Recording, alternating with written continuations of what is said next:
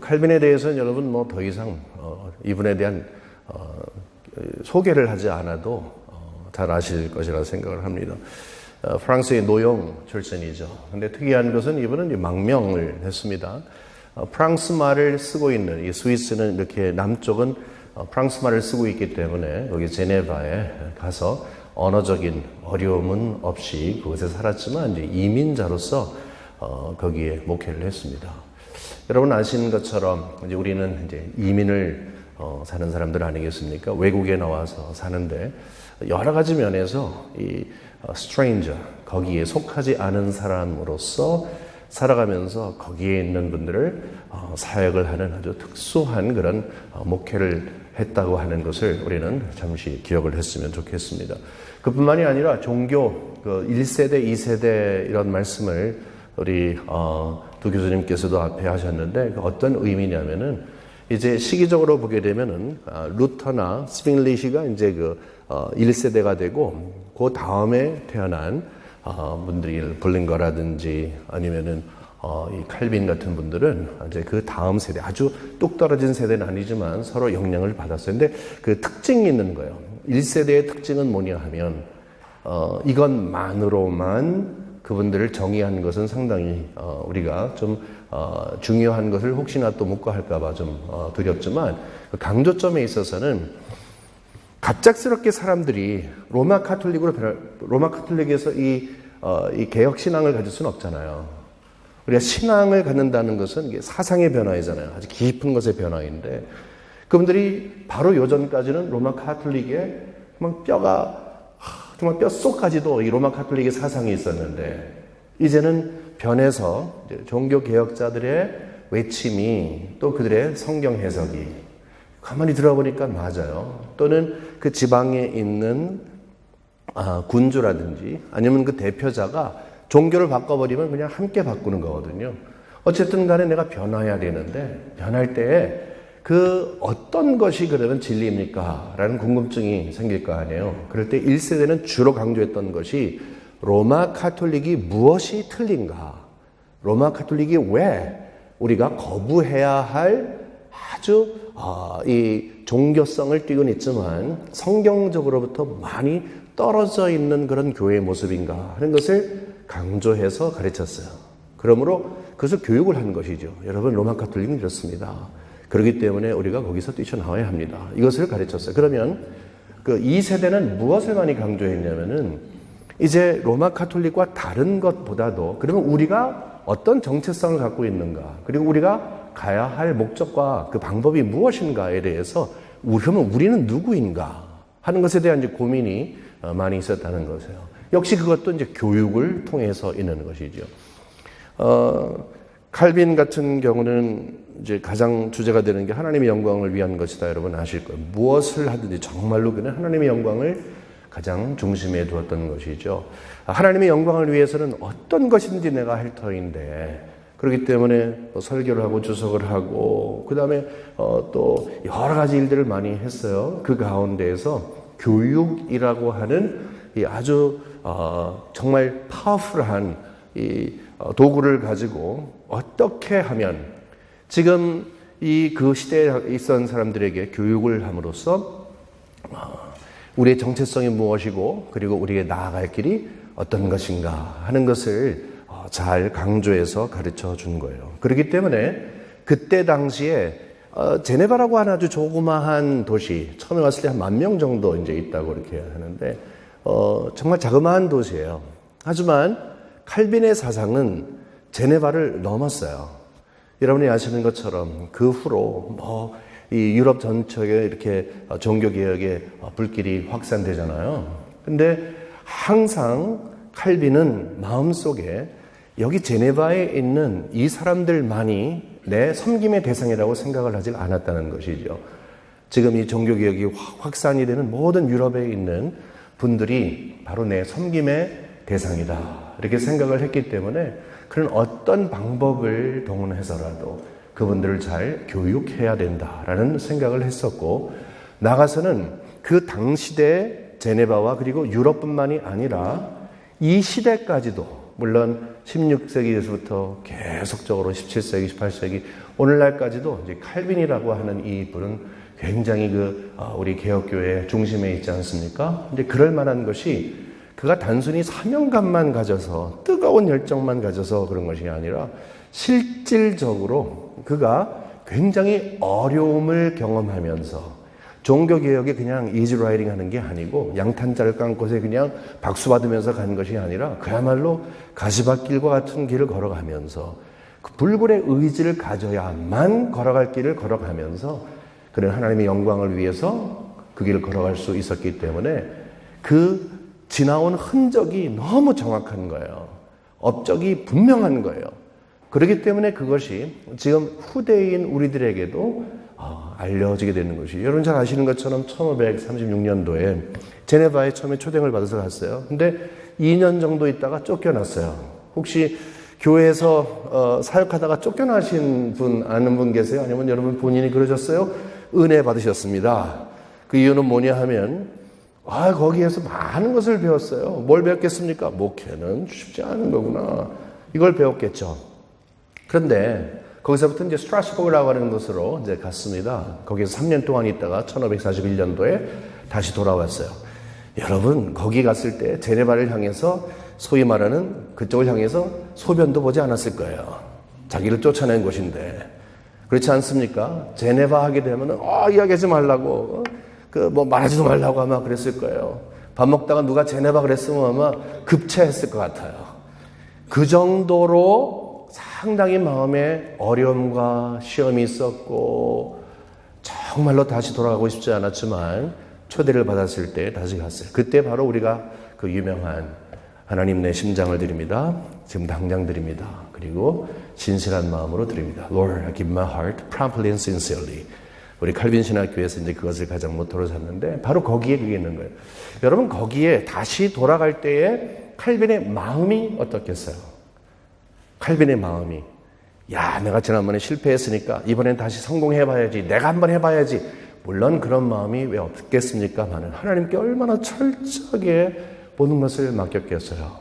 그리고 얼마나 하나님께서 이 일을 하실 것으로 믿습니다. 거기에 이제 편지가 이제 초청하는 거, 그 다음에 안 갑니다. 또 초청하는 거 왔다 갔다 하는 건 편지를 보게 되면은 칼빈의 그 속마음이 다 드러나 있어요. 그 가운데서 그가 믿었던 것은 하나님의 주권 사상을 믿고, 내가 이 일을 할 때 내가 하냐? 하나님의 영광을 위해서 하지? 라는 그런 생각을 가지고 다시 돌아왔어요. 그렇기 때문에 돌아오면서 이제 교육에 대한 마음의 확신이 있는 거죠. 어떻게 하든지 아까 말씀드린 것처럼 이 사람네들을 변화시켜야 되는데 내가 혼자 막 고독하게 외치는 것으로 되는 것도 아니고, 그들의 지금 정말 뼛속까지도 로마 카톨릭의 사상으로 대대로, 사실 중세가 1000년 아닙니까? 이런 오랜 세월 동안에 정말 이 saturate된 그런 사상을 갖고 있는 그 신앙 사람들을요 바꾼다고 하는 그 자체가 굉장히 힘들었지만 교육의 효과를 믿는 그런 마음을 가지고 돌아왔다는 것입니다. 우리가 이 시대적인 상황을 우리가 조금 보면은 도움이 될 것 같습니다. 너무 감사한 것은 우리 강 교수님께서 아주 제가 오늘 강의를 하러 온 것보다는 학생으로서 이제 배우는 그런 입장에서 너무나 많은 것을 배웠습니다. 와우, 막 귀가 막 확 열렸는데 너무 감사하고, 이제 그때 핵심이 뭐냐 하면 중세 시대에 막 이제 뒤쪽으로 쭉 오면서 로마 카톨릭 교회가 그때까지는 모든 교권을 지니고 있었죠. 이제 중세 시대의 한 중간서부터는 국가와 그 다음에 교회에 막 싸움이 시작이 되죠. 누가 더 힘을 많이 갖느냐. 그래서 우리는 잘못했으니 박수를 칠 수 있어요. 그게 뭐냐면 교황이 황제를 이겼대.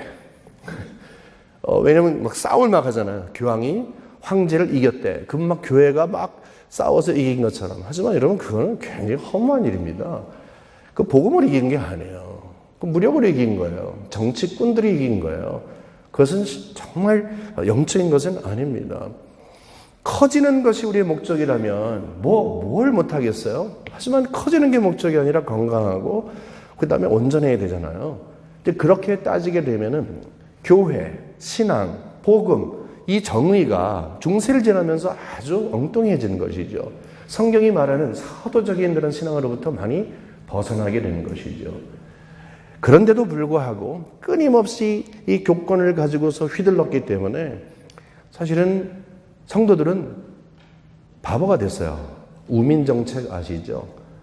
다 자기들이 하는 거예요. 예배도 다 자기들이 드리고 모든 걸 다 자기들이 하고 그냥 와서 앉아있는 거예요. 아까 강 교수님 말씀하신 것처럼 정말 예배를 그냥 보는 거에 불과한 거예요. 그냥 보는 거예요. 그냥 왔다가 아무런 의미 없어요. 심지어는요, 앞에 나와서 사제가 라틴어로 막 인도하는데 그 사람 라틴어 몰라요. 아세요? 라틴어 몰라요, 그 사람. 흉내내는 거예요. 근데 흉내내는지 안 내는지 이 바보들이 아나요? 몰라요. 전혀 모릅니다.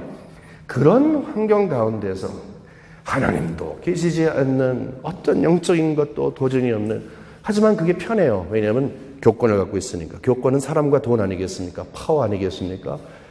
이렇게 머물러 있다가 이제 인문주의가 이렇게 고개를 들기 시작하면서 사회적으로 교육에 대한 각성이 시작이 되는 거예요. 하나님께서 하신 일입니다. 정말 하나님이 하신 일입니다. 우리가 왜 이렇게 바보가 되었지? 사실은 중세시대를 이제 암흑시대라고 얘기하는데, 근데 그것은 그때 당시에 암흑시대라고 보았던 그 시각이 있었어요. 인문주의자가 얘기를 했잖아요. 그 잠깐 소개한. 뭐예요? 우리는 교권에 의해서 눌려 있어서 정말 바보스러운 사람들이다. 보는 것도 못 보고, 봐야 할 것도 못 보고, 들을 것도 못 보고, 생각할 것도 못 보고. 우리는 누구들이냐? 우리는 어둠 속에 있는 자들이다. 각성해라. 라고 하는 그런 의미예요. 사실은 교회에 대한 반감이 굉장히 커다란 동기가 된 것이죠. 바로 이럴 때 하나님께서 여러분, 물론 우리가 이 헤이크 오버만이라고 하는 분이 쓴 그 Dawn of Reformation이라고 하는 그런 책이 있는데 굉장히 소중한 책입니다. 그건 뭐냐면 종교개혁이 갑자기 일어난 것이 아닙니다. 그 뒤에 배경을 보게 되면 너무너무 섬세하게 하나님께서 섭리 가운데 모든 것들을 다 준비시켜 주셨습니다. 라고 하는 건데, 그것은요, 정말 맞아요. 그 중에 가장 핵심적인 것, 그것이 바로 인문주의인 것입니다. 하나님께서 바로 그것을 통해서 사람들을 각성시키는 거예요. 이제 우매한 자들이 이제 생각을 하기 시작을 하는 거예요. 고민을 하기 시작하는 거예요.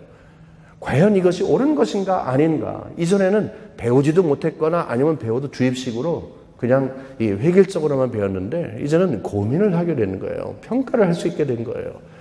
이런 환경 가운데서 하나님께서는 이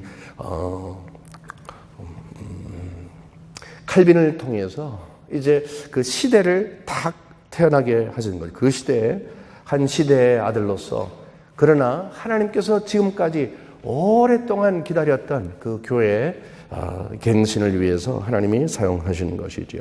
근데 사실은요, 여러분, 그렇다 할지라도 우리가 한 가지 알아들어야 될 거예요. 뭐냐면 워낙 옛날에 보면요, 우리 시골에 제가 중학교 전에 초등학교 때까지 시골에서 좀 자랐는데, 거기에 보게 되면은 초등학교 나오고 중학교 정도 나온 다음에 그 다음에는 당연히 그냥 집에서 소 키우고 밭농사 하는 거가 그냥 정상적이라고 생각을 한 사람들이 대부분이었었어요. 머리가 좀 깬 사람들이, 그리고 소 팔아서 그래도 서울서 이 공부시킬 만한 나름의 그 재력이 있는 분들이 자녀들을 이제 서울로 이렇게 보냈었어요. 당연하죠. 지금 현재 머리가 깨기 시작을 했어요. 그래도 그것은 중상층 이상이에요. 이제 이 공업이 발달하고 수공업이 발달하고 그다음에 이 경제가 발달하면서 이제 도시가 만들어지죠. 그러면서 이제 시민 그 계급이 이제 부상이 되는 거예요. 그리고 이제 돈이 많아지니까 이제는 더 이상 다른 파워를 의지하지 않아도 되는 것이죠. 이런 상황 가운데서 여러 가지 변화가 시작이 됐는데, 이제 주로 그럼에도 불구하고 교육을 받을 수 있는 사람은 굉장히 특권층에 있었어요. 저 아래까지 매일매일 정말 그냥 농사 짓고 그다음에 나가서 어부일하고 하는 그런 분들은 교육의 효과가 아직은 없었어요. 우매한 사람들로 가득가득 채워져 있었습니다. 이것이 사실은 제네바에 왔을 때 이 칼빈이 발견을 했던 그들의 모습이었던 것입니다.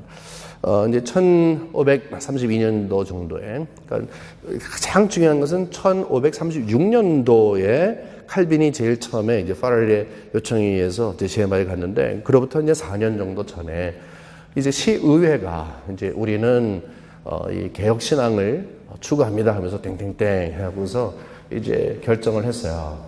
그러고 갔어요. 근데 칼빈이 딱 가서 보니까 이거는 말이 안 되는 거예요. 아직도 로마 가톨릭의 그 횡포가 심하고 이것은 계속 있었어요. 나중에도요. 41년 뒤에 돌아왔을 때도 역시 마찬가지로 있었어요. 그 가운데는요. 어떻게 하든지 성경적인 신앙을 막 가르치려고 하는 그런 칼빈의 노력에도 불구하고 거기에 저항하는 세력이 보통 있던 게 아니었어요. 1555년도 그때부터는 이제 리버튼이 없어지고 조금 나아졌어요. 특별히 시의회도 이 칼빈을 좀 옹호하는 그런 분들로 이제 채워졌기 때문에 나름 개혁의 속도가 좀 빨라졌는데 그전에는 엄청나게 힘들었다는 거죠. 근데 더 힘들었던 건 뭐냐면 사실 다수가 이 대상이 되는 거 아닙니까? 이 칼빈은 뭐냐면 전체 하나님의 백성, 어린 아이까지도 교회 일원이라고 생각했거든요. 그러니까 모두가 다 이 섬김의 대상인데 심지어는 유럽 전체가 섬김의 대상이라고 생각을 했는데 아니 글쎄 거기 있는 한 분 한 분들이 다 소중한데 그분들 보니까 다 방탕해요. 부도덕해요. 이거는 뭐 정말 어디서부터 손을 댈지 몰라요. 그 가운데 무지한 거예요. 무지한 거예요. 배운 게 없는 거예요. 그럴 만한 것이 그전에는 이제 그 그래머 정도를 가르치는 문법 정도를 가르치는 학교 정도 공학교가 하나 정도 있었는데 이제 거기도 문을 닫으니 많이 그러고 있어요. 교육 자체에 대한 관심이 없는 거예요. 교육을 안 받는 거예요. 옛날에 시골에 가면 학교 없었어요. 학교 없어도 아무런 상관없었어요. 무슨 상관이 있어요, 그게? 학교가 없는 게, 그게. 근데 칼빈이 봤을 때는 큰일 난 거죠. 야, 이거를 어떻게 하나. 신앙적으로도 그들을 로마 가톨릭에 정말 깊이 빠져 있는 그 사람들. 지금 여기 와갖고 모두가 앉아있어요. 그 생피에르, 그 교회가 있거든요. 그 성베드로 성당이 이렇게 제네바 렉이 있고 이렇게 쭉 언덕이 있을 때 있어요. 그냥 아름다운데 이전에는 가톨릭 교회였어요. 근데 지금은 건물은 똑같은데 이제 개신교가 되는 거예요. 근데 사람들이 다 앉아있어요. 여러분 설교한다고 생각해보세요. 설교한다고. 근데 이 사람들이 설교하는데 지금 성경적으로 개혁주의의 신앙을 갖고 지금 설교를 하고 있어요. 근데 이 양반들은 무슨 이야기하는지 잘 모르는 거예요. 머릿속에는 지금 로마 가톨릭의 그런 사상이 또는 아예 그냥 종교성 자체가 없는 거예요. 그냥 와서 앉아있는 거예요. 그러니까 이것을 어떻게 신앙적으로 변화시킬까? 그리고 이 무지한 사람들을 어떻게 knowledgeable 사람들로, 지적인 사람들로 변화시킬까? 그러니까 신앙교육과 함께 일반 교육에 대한 부담을 갖기 시작을 한 거죠. 그러니까 교육적으로 그래도 어느 정도 도구가 준비되어 있다. 이제 뭐 내용은 좀 다르지만 그래도 학습 능력이 있다. 그러면 좀 다르잖아요. 이것도 아니고 저것도 아니니까 정말 밑바닥부터 시작을 해야 되니까 엄청나게 힘들었던 그런 일이 있었다는 것입니다. 하루아침에 바뀌는 게 아니잖아요. 교육은 100년 대계인데 하루아침에 된다면요. 얼마나 좋겠어요. 뭐 로봇도 아니고요. 탁 누르면 빨간 게 노란색이 되고 그런 거 아니잖아요. 사람은 생각이 바뀌어야 되는데 그것을 어떻게 해야 되느냐. 근데 칼빈은 교육을 통한 개혁을 포기할 수가 없었던 것이 이제 본인 자체가 이 잘 교육을 받았던 사람입니다. 이 부분에 있어서는 우리 강 교수님께서 말씀을 잘 해주셨기 때문에 그냥 그걸 잠깐 리퍼 할게요. 맨 처음에 그 마르슈 대학에 갔을 때부터 시작을 해가지고 아주 어릴 때부터 갔습니다. 노영이라는 그 파리에서 좀 북쪽으로 운전해 갖고서 한 40분 정도 가면 거기서 태어났는데 이제 파리로 가 갖고서 이제 공부를 시작을 하죠. 그래서 공부를 하면서 제대로 교육을 받았어요. 쉽게 말하면 정말 제대로 교육을 받은 사람이요. 이렇게 교육을 제대로 받은 사람 별로 없었을 거라 생각을 해요. 특권층이 아님에도 불구하고. 물론 그 아버지의 치맛바람이 아니라 바짓바람이 좀 셌어요. 여러분 바짓바람 아세요? 치맛바람보다 더 센 게 바짓바람이에요. 예, 바짓바람 무서워요. 이거요. 무슨 말인지 모르시는 분들요. 엄마의 그 극성은 치맛바람이고 아버지의 극성은 바짓바람입니다. 근데 그 엄마도 요즘은 바지를 많이 입어서 바지 입은 엄마 바지겠지만 어쨌든 간에 그 아빠의 극성이 대단했죠. 그래갖고서 어떻게 하든지 교육을 해야 사람답게 살 수 있다. 근데 하나님의 섭리 가운데요 정말 좋은 대학을 전전근근했어요. 에라스무스나 아니면 로열라나 그런 분들이 갈 정도의 대단한 곳. 그뿐만이 아니라 거기에는요, 가서 이 귀가 팍 트인 거고 눈이 뜨인 거고 마음이 트인 거예요. 시대를 초월해서 옛날에 살았던 사람들이 그 사상, 그 세계를 그대로 수용할 수 있는 거예요. 거기 앉아서 책을 통해서 정말로 세상에 이런 것이 있구나라는 것을 봅니다. 그러니까 교육을 받은 거죠. 그러니까 교육의 파워를 느꼈다는 것보다는 그 교육의 파워에 의해서 교육을 잘 이해하는 한 사람으로 성숙이 됐다는 거예요. 시험 치기 위해서 한 것도 아니고 하나님의 섭리 가운데 제가 봤을 때는 IQ 테스트 하면요, 칼빈 따라갈 사람 없을 것 같아요.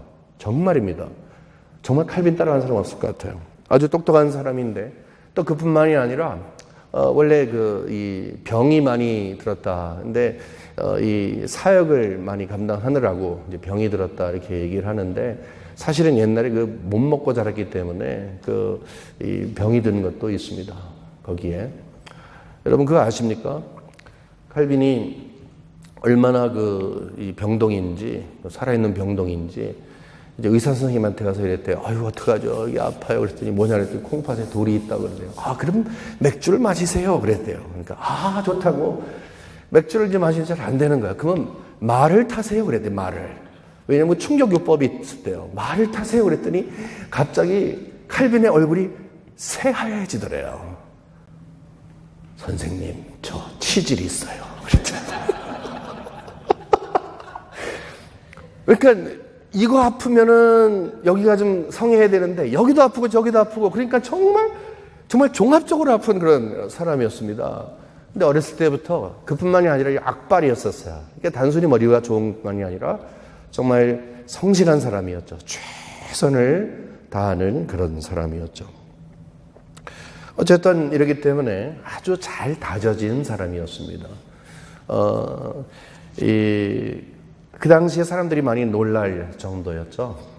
그런데 하나님께서는요, 그곳에 가서 좋은 선생님 만나고 또 좋은 친구들 만나고 이렇게 되지만 또 하나님의 섭리라는 것은 참 오묘한 것 같아요. 한국에서 어떤 목사님께서 본인이 이 전도사로서 설교를 얼마나 못했는지 몇 교회에서 쫓겨났는데 그것 때문에 내가 각성을 해서 나중에 설교를 좀 잘하게 돼서 지금 굉장히 큰 교회 목사님이 이렇게 됐습니다. 그렇다고 여러분 따라하진 마시고 성공한 분들은 그런 말할 수 있어요. 다 그런 겁니다. 근데 역시 마찬가지로 1536년도에서 8년까지 2년 동안 열심히 정말 최선을 다해서 했는데 쫓겨난 다음에 이제 스트라스부르크로 이제 가잖아요. 근데 하나님의 섭리 가운데 그것이 된 거예요. 왜냐하면 거기에 가서 스트라스부르크에 있는 그 교육 시스템을 또 발견하게 됩니다. 요한 스트룸이라고 하는 분들. 이런 거기 짐네즘이라는 게 있는데, 이제 6살 이하, 그 다음에 6살 이상부터 15살까지, 그 다음에 10살 이하로 3등분으로 나눠갖고, 거기 나이에 맞도록 교육하는 걸 보고 깜짝 놀랐어요. 이야, 이거야말로 대단한 거구나. 그런 식으로 해서, 물론 그거 외에도 다른 여러 가지 인포메이션을 많이 받고 많이 배웠지만, 떠나 있는 동안에, 내가 어떻게 했으면 더 좋았겠나, 라고 하는 그런 생각을 했겠죠. 물론 거기에서 이제 프랑스에서 망명 온 사람들, 적지 않은 수 한 400명 정도 목회를 하면서 바빴지만 항상 그런 걸 보면서 교육에 대한 이 관심이 더 깊어졌습니다. 칼빈은 그렇기 때문에 이런 식으로 그냥 이론을 이렇게 내세운 사람이 아니에요. 이런 생각을 해봤어요. 왜 칼빈의 교육 사상에 대해서 또는 교육을 통한 종교 개혁에 대해서 이제 별로 이 토론이 되지 않았을까? 그 이유는 뭐냐 하면 하나도 교육 자체에 대한 글을 쓴 것이 없다는 것이죠.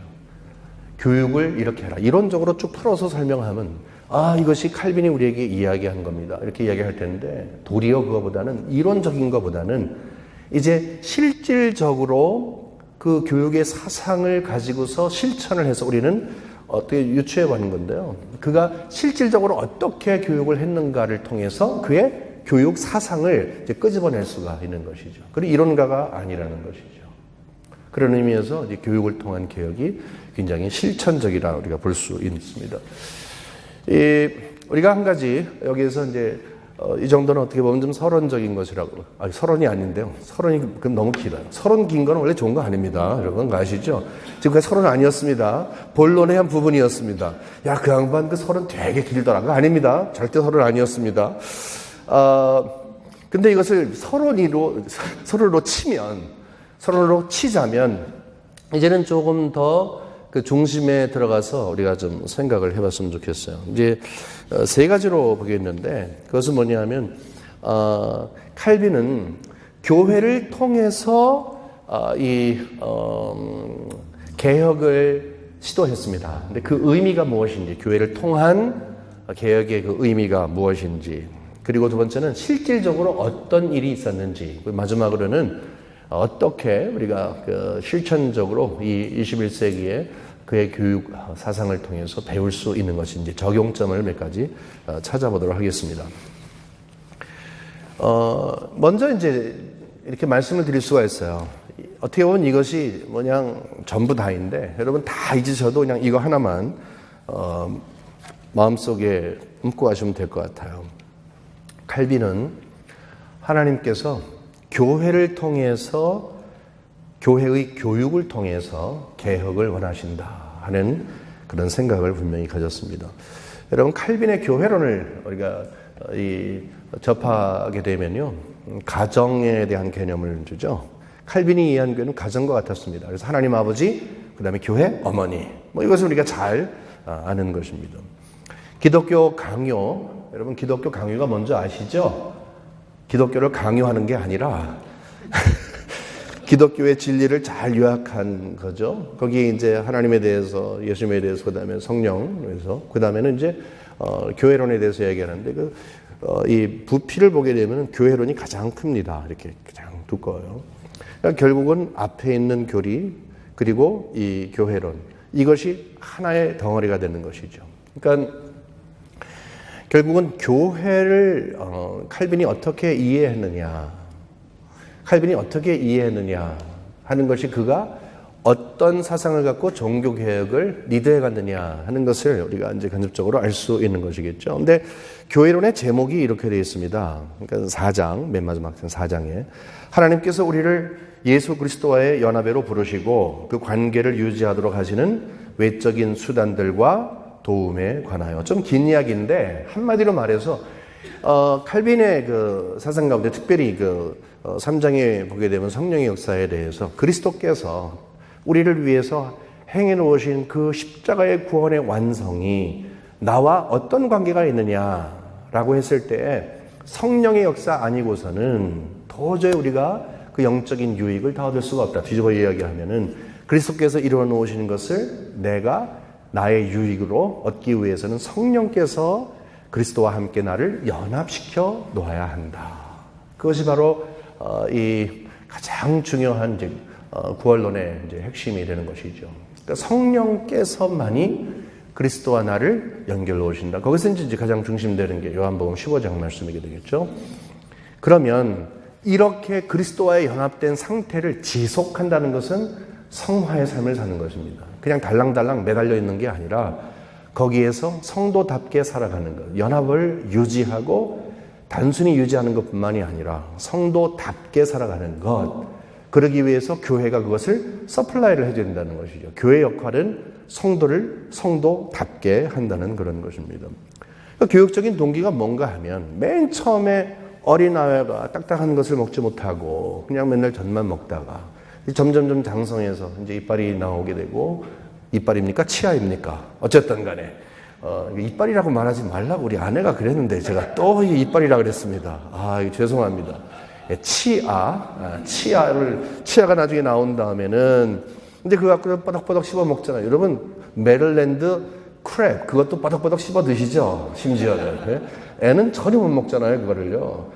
근데 그런 것처럼 좀 어렵고 힘든 교리, 너무 신비해서 내가 내 이성적으로 받아들일 수 없는 그런 것들도 성령의 도우심을 통해서 결국 내가 이해할 수 있는 그거. 이제 그것이 성숙된 것이죠.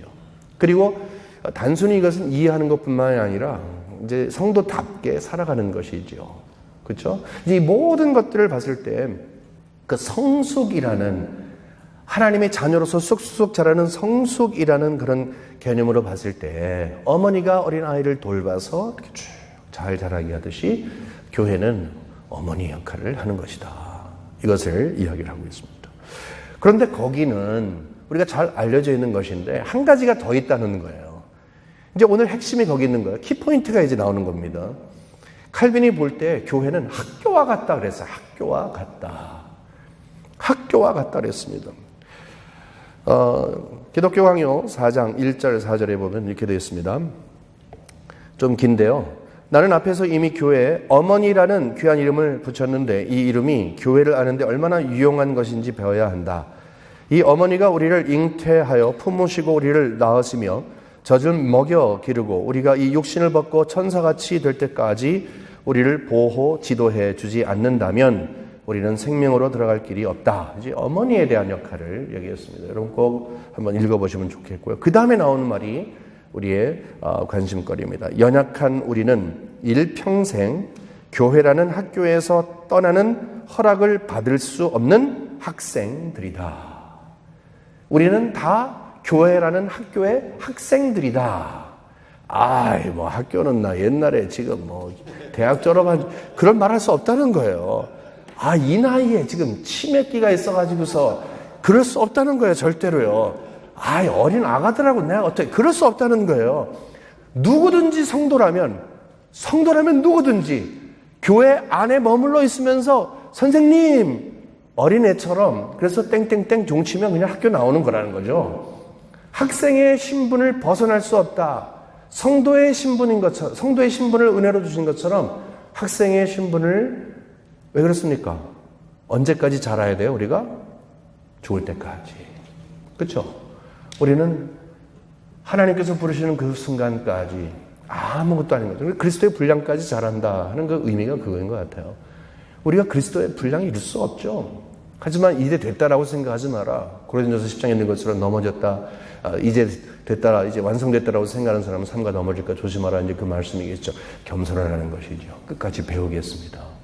끝까지 배우겠습니다. 나중에 말씀드리겠습니다만은 칼빈이 이야기할 때 교사의 가장 중요한 퀄리티가 뭔 줄 아십니까? 라고 이야기하면서 항상 나는 배울 자세가 있는 사람이다. 나는 배워야 된다라고 생각하는 사람이 가장 좋은 교사라고 이제 이런 이야기를 합니다. 여기에서 그러면 교회는 평생 교육하는 곳이 됩니다. 그러면 누가 교육하겠습니까? 우리는 먼저 누가 교육하냐 그러면 일단 목사님을 생각하고 부목사님, 전도사님, 교사를 생각할 거예요. 근데 칼빈은 그렇게 얘기하지 않습니다.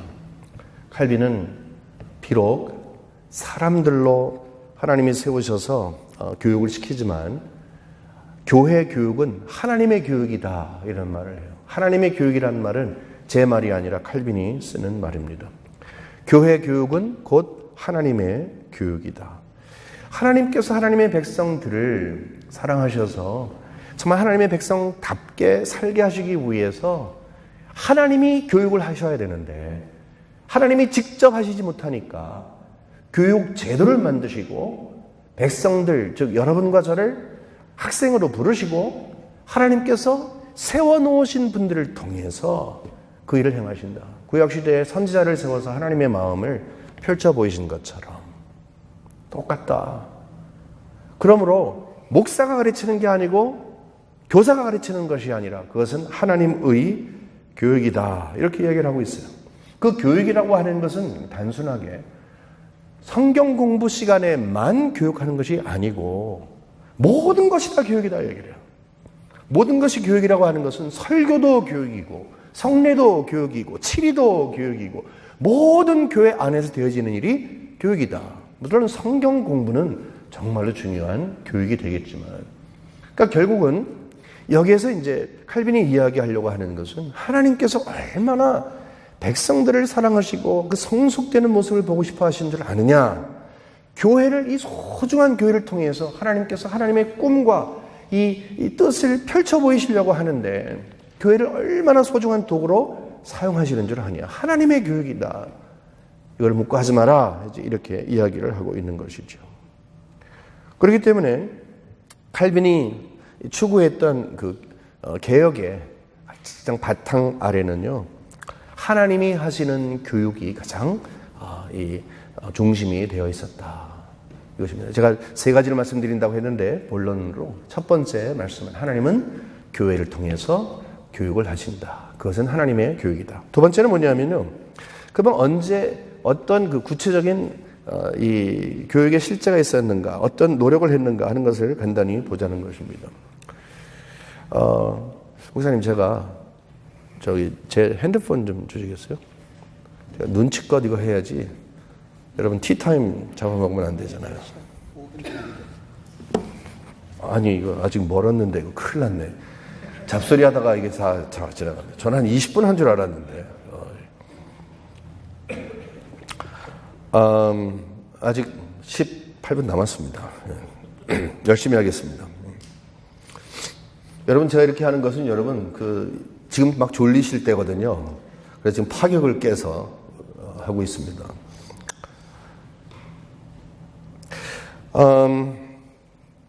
칼빈은 정말 노력을 했던 사람이었어요. 이제 그 가운데서 간단하게 말씀을 드려야 될 것 같은데, 맨 처음에는 가장 대표적인 것은 기독교 강요죠. 기독교 강요에 대해서는 여러분 많이 말씀을 들으셨을 테니까 이제 다시 말씀드리지 않습니다만, 여기에 핵심적인 건 뭐냐면 지식이 없는 경건은 없다라는 것이 칼빈이 이 기독교 강요를 쓰면서 가장 중요시 여겼던 것입니다. 여기 헌사를 보게 되면 저의 목적은 프란시스 1세한테 이 책을 헌정한 거거든요. 36년도에 헌사를 썼는데 그것이 계속 남아있어요. 저의 목적은 오직 기초 원리들을 가르쳐서 하나님에 대한 선한 열정으로 충만한 사람들이 참된 경건으로 인도함을 받게 하려는 것입니다. 여기에서 이제 아는 것과 경건이 이렇게 접목이 되는 것이죠. 특별히 기독교 강요를 풀어가는 것은 맨 앞쪽에 있는 거. 아무리 이 나중에 1559년도 최종판이 나올 때까지도 변함이 없는 맨 처음에 키가 뭡니까? 두 가지 지식, 하나님을 아는 것과 이게 인간의 죄 있는 것을 아는 것. 하나님을 알수록 나를 알고 나를 알수록 하나님을 알 수 있는 것. 그 상관관계에 대해서 이제 우리가 봤을 때 그가 왜 그것을 풀어가냐면, 물론 이제 인문주의적인 그런 풀이 방법도 있지만 그 가운데서 인간이 하나님이라고 하는 그 영광스러운 존재 앞에 나는 작은 자로 탁 서 있는 그것, 하나님으로부터 탁 압도당하는 바로 그때에 진정한 경건이 가능하다 하는 것을 이야기했어요. 하나님의 그 영광에 팍 압도당하는, 이것은 어떤 신비한 그런 것이 아니라 하나님을 아는 것으로, 하나님에 대한 분명한 지식이 있으므로 바로 하나님 앞에 선 나의 모습, 특별히 죄인이지만 그리스도를 통해서 구속을 주신 그 은혜 가운데 하나님을 바라볼 수 있는 나의 모습, 그것이 진정한 경건이다 이렇게 얘기를 합니다. 거기까지 가는 것이 결국은 이제 교육이죠. 그 내용은 성경이죠. 이제 이 칼빈은 36년도에 그 초판을 쓸 때나 맨 마지막에 이 59년도에 마지막 판을 쓸 때나 그 내용면에 있어서 물론 이제 분량이 커지고 확대되는 것이 있어도 근본적으로 이 내용면에 있어서는 크게 좌우되는 게 없습니다. 굉장히 연속성이 있다는 거예요, 내용면에서. 그 이유가 뭐냐 하면 그런 자기의 생각 또는 자기의 어떤 사상, 이 막 그냥 고민을 한 다음에 이거다라고 하는 것을 신학에 투입한 것이 아니라 그는 하나님의 말씀을 이해하고 하나님께서 말씀하신 그 성경 내용을 줄거리로 해서 신학을 바탕으로 했던 거예요. 다시 말해서 성경이 교육의 가장 중요한 내용이 되는 것이죠. 그러니까 성경이 변함이 없잖아요. 그러니까 그의 신학의 변함이 없는 거예요. 단지 평생토록 주석을 하죠. 계속 주석을 하면서 더 깊은 것을 보면서 거기에 것을 이제 기독교 강요와 이제 함께 읽으라고 해서 항상 그렇게 이야기합니다. 기독교 강요와 주석은 함께 가는 것입니다. 그래서 거기 보면 이제 뭐 디모데후서 3장 2절을 읽으세요. 뭐 그런 거 있잖아요. 각주하는 거 있잖아요. 근데 그것은 폼이 아니에요. 그것이. 여기에 내가 다 이야기를 못하지만 이것을 주석으로 가게 되면 거기에 있는 것을 보십시오라는 그런 의미입니다. 그래서 두 가지를 항상 이렇게 같이 가도록 한 거예요. 그 내용이 뭐냐?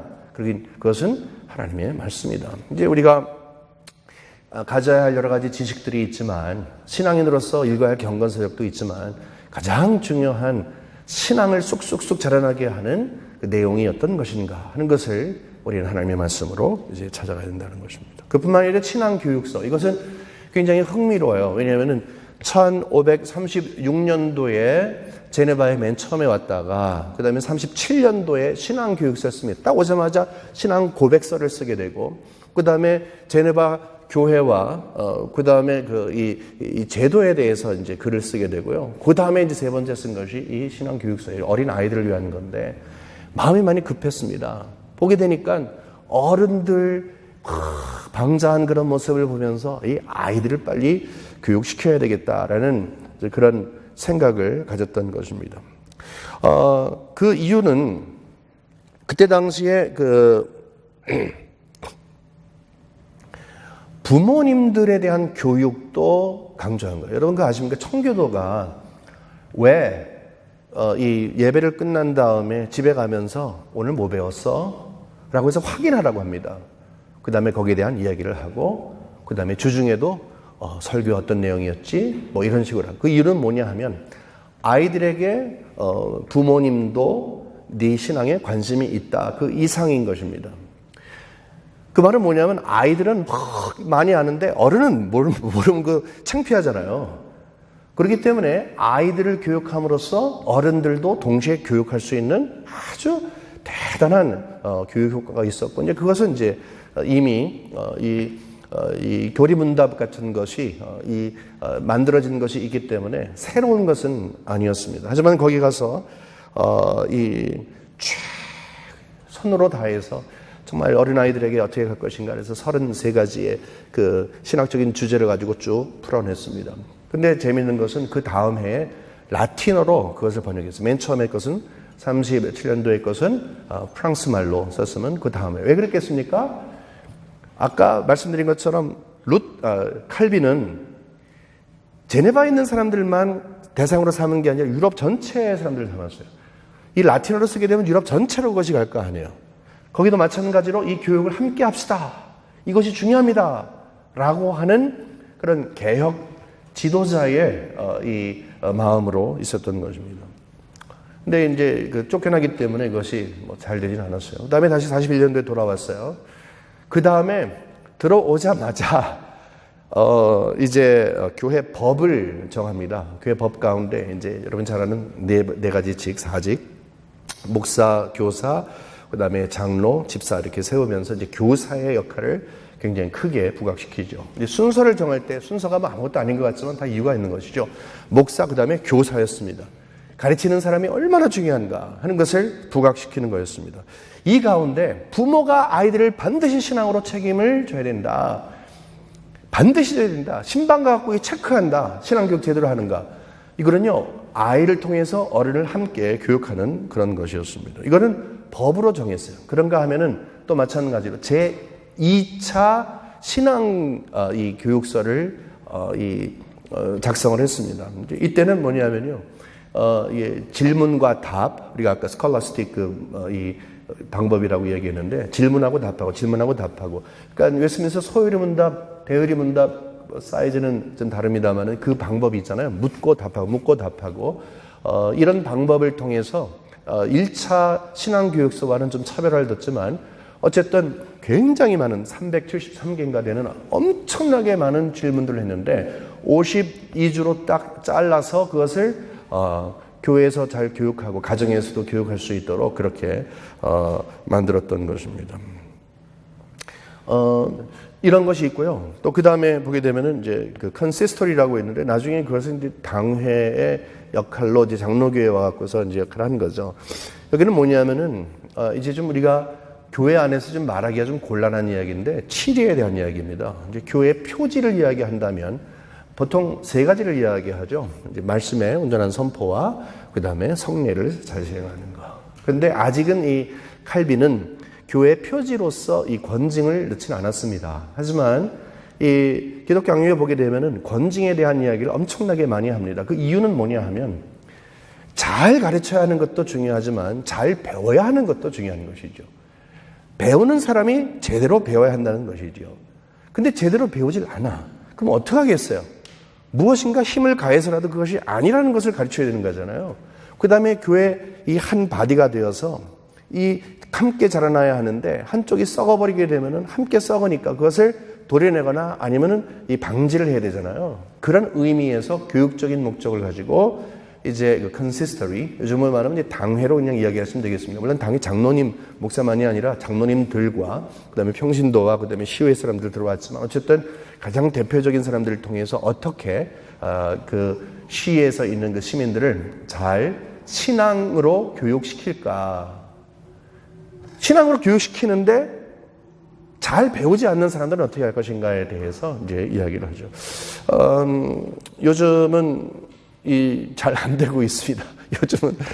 그런데요, 그 이유는 뭐냐면 로마 카톨릭과 같은 그런 자세를 가지고 치리하려고 해서 그래요. 치리는 원래 엄격하지만 온유하게 해야 되는 거거든요. 근데 로마 카톨릭은 그렇게 안 했습니다. 뭐 사람까지 죽였어요. 여러분 아시잖아요. 아주 무시무시하게 했어요. 우리는 사람을 살리기 위한 권징과 그다음에 치리가 되어야 되는데 많은 부분에서 이제 미스하는 것 같아요. 요즘에 많이 힘든데 이제 요즘은 이 권징이 은혜 방편으로 이제 들어와 있죠. 우리 개신교회 전통 안에서, 특별히 우리 개혁주의 안에서 우리는 이것은 굉장히 잘 고민을 해봐야 될 것 같습니다. 그러니까 권징에 대한 교육도 굉장히 중요한 게 아닐까 생각을 합니다. 마지막으로 볼 것은 이제 제네바 아카데미인데요. 그 제네바 아카데미는 1559년도에 베제가 이제 학교 교장으로 해서, 여러분 테오도르 베자, 여러분 아시는 것처럼 그 칼빈의 자서전을 기록했던 그 제자이죠.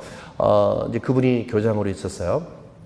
근데 거기까지 올 때까지 굉장히 어려웠어요. 이 스트라스버그로 갔다 그랬잖아요. 38년도에. 거기 3년 동안에 있으면서 많은 것을 배웠어요. 그다음에 딱 돌아오면서 큰 꿈을 갖고 있었어요. 나도 어떻게 하면 제네바에 정말 좋은 학교를 한번 세워볼 수 있을까? 이건 공립학교입니다. 그냥 공립학교예요. 물론 36년도에 온 다음에 거기에 워낙 공립학교의 그 시스템이 없기 때문에 공립학교를 운영했습니다. 그리고 돈 없는 사람들은 시의회에서 이렇게 돈을 줘갖고서라도 그렇게 공부시켰어요. 근데 칼빈 쫓겨난 다음에 그냥 문 닫아버렸어요, 그거요.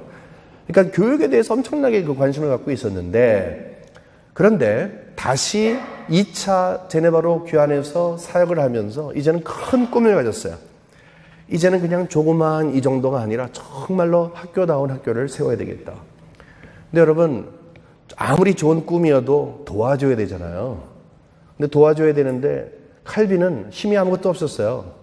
뭐 세르베투스 칼빈 죽인 거 아닌 거 아시죠? 시의회 결정이었었어요. 마찬가지예요. 근데 1555년도까지 굉장히 힘들었어요.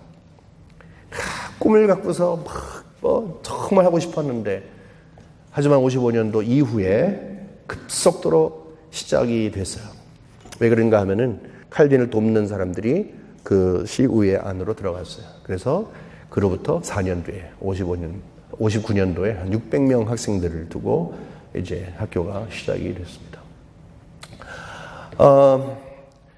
이것 외에도 뭐 제네바를 중심으로 해서 신학교를 이렇게 이제 만들어서, 예를 들어서 프랑스가 바로 옆에이니까 프랑스에서 청년들을 오게끔 해서 이제 교육을 시켜서 다시 내보내는 그런 미션, 그런 작업도 많이 하고, 칼빈은 끊임없이 이런 일을 했습니다. 이제 나머지 5분 동안에 그러면 우리는 실천적인, 이게 말이야, 이게 용두사내가 되지 않을까 좀 걱정을 했는데 그렇게 됐습니다. 앞쪽 부분에 제가 그 재밌는 이야기 한두 개 빼냈으면 이거 다 충실하게 할 텐데, 이거 참 안 됐습니다. 칼빈은 별로 인기가 없었어요. 재밌는 얘기 하나 더 하겠어요. 그래서 제네바 아침 시간마다요, 칼빈 깽깽 그 소리가 막 여러 개 나왔대요. 그러니까 칼빈, 이쪽에서 칼빈 깽깽, 이쪽에서도 칼빈 깽깽. 무슨 말인가 하면 개를 낳으면은 이름을 칼빈이라고 졌대요. 화풀이를 하고 싶어 갖고서 이놈의 칼빈이라 갖고서 그냥 발로 뻥 차고 그러면 그냥 깽깽 그래 갖고서, 개가 무슨 죄가 있어요, 그렇죠? 뭐 바두가, 복수라 이렇게 해 갖고서 내 사랑 뭐 이렇게 하면 좋을 텐데 칼빈. 그러나 불굴의 의지를 가지고 우리에게까지 이렇게 영향을 줄 정도로 그가 이렇습니다. 한 4가지로 간단하게 말씀드리고 싶은데, 제일 첫 번째 것은 하나님의 영광을 드러내는 교육을 우리가 시도해야 한다는 것입니다. 성경의 권위에 기초한 것이죠. 그러니까 성경의 권위보다는 당연한 일입니다.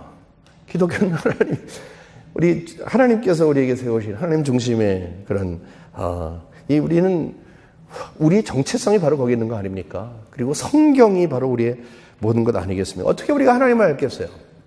성경이 없이 어떻게 우리가 하나님을 알겠어요? 우리가 배울 것이 성경 아니고서는 어떤 거가 되겠어요? 그러니까 거기에는 뭐가 있어요? 하나님의 영광이 드러내는 일이죠. 그러니까 하나님을 배울수록 하나님의 영광이 드러나게끔 되는 것이죠. 그런가 하면 또 거기에는 하나님의 주권이 강조가 되는 것이죠. 우리 개혁주의, 저는 이제 개혁주의자인데 개혁주의 가장 핵심은 하나님의 주권인 것입니다. 하나님의 주권이 거기 드러나 있습니다. 제가 그냥 간단하게만 말씀드릴게요. 두 번째는요, 인간 이해와 삶의 가치를 깨우치는 교육을 해야 된다는 것입니다. 인간의 이해와 삶의 가치. 칼빈은 항상 하나님의 영광에 대조해서 인간이 타락한 존재다 하는 것을 잊지 않아야 한다고 합니다.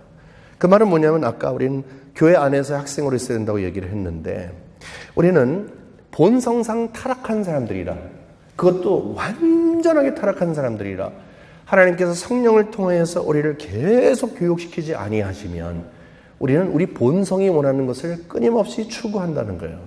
이건 우리 지적인 유희도 마찬가지인 것입니다.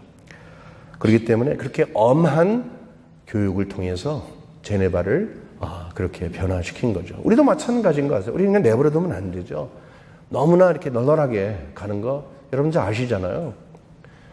그리고 너무나 값싼 복음으로 이제 우리가 정말 그리스도의 아까 우리가 십자가의 신학을 얘기했는데 정말 그 십자가의 신학을 우리가 추구해야 할 우리가 정말 영광의 신학으로 바꾸고 정말 값싼 신학으로 바꾸는 이것은 너무나 하나님 앞에 죄송한 일입니다. 그래서 우리가 정말로 복음이 무엇인지 이것을 알 때에 그 출발점이 내가 누구인가 끊임없이 알아가는 것. 세 번째 것은요, 교사의 사명이 얼마나 중요한가 하는 것을 우리가 알아야 될 것 같습니다. 교사는 바로 저이고 또 여러분입니다. 그런가 하면은 주일학교 교사를 포함하는 것이죠. 교회 법에서 교회 임무를 이렇게 이야기를 했습니다. 1541년도에 신자에게 건전하고 참된 교리를 가르침으로써 복음의 순수성이 무지나 그릇된 사상들로 오염되지 않도록 하는 것. 너무 당연한 이야기고 들었던 이야기 같지만 여러분 하나님의 마음이 바로 여기 있다는 거죠. 오염시키지 않아야 되는 것. 내 이야기 하지 않는 것. 세상에 지식 갖다 전달하지 않는 것. 교사의 사명은 그렇기 때문에 영적이죠. 그래서 그때 당시에는 교사가 되는 건 아무나 되지 않고 아주 철저한 교육을 통해서 이게 됩니다. 여러분 자리 비었을 때 교사 아무나 세우는 거 아닌가 아시죠? 나머지는 여러분이 적어놓으시고 맨 마지막에는 차세대를 교육하기에 힘을 쓰는 그런 교회 교육이 되었다 생각을 합니다. 저는 교회 건물을 옛날부터 지을 때 우리 한국 분들은 이제 교회를 지을 때 본당을 크게 지었죠. 대체 아무것도 없었어요. 그 다음에 줄이 쭉 나와 있으면 1학년 1반, 2반 해갖고 거기 의자에 다 앉았어요. 근데 어떤 미국에 있는 교단을 보게 되면 반드시 교회 건물을 지으면 옆에 교육관을 함께 집니다. 교육관이 없는 교회는 생각할 수가 없는 거라고 생각하는 거예요. 칼빈은 이렇게 신앙교육서를 맨 처음에 들어가자마자 1차, 그 다음에 나중에 스트라스버그에 들어갔다가 2차 가자마자 급하게 우리 어린 아이들의 교육을 위해서 노력을 하는 것을 보면 차세대를 키우는 것이 결국 미래에 하나님의 여군들을 키우는 것이라는 그런 확신이 있었다고 믿습니다. 이제 이 정도로 마치겠습니다. 원래 시간을 잘 맞추는 것이 명강이라 생각해서 시간을 명강의로 마치기 위해서 마쳤습니다.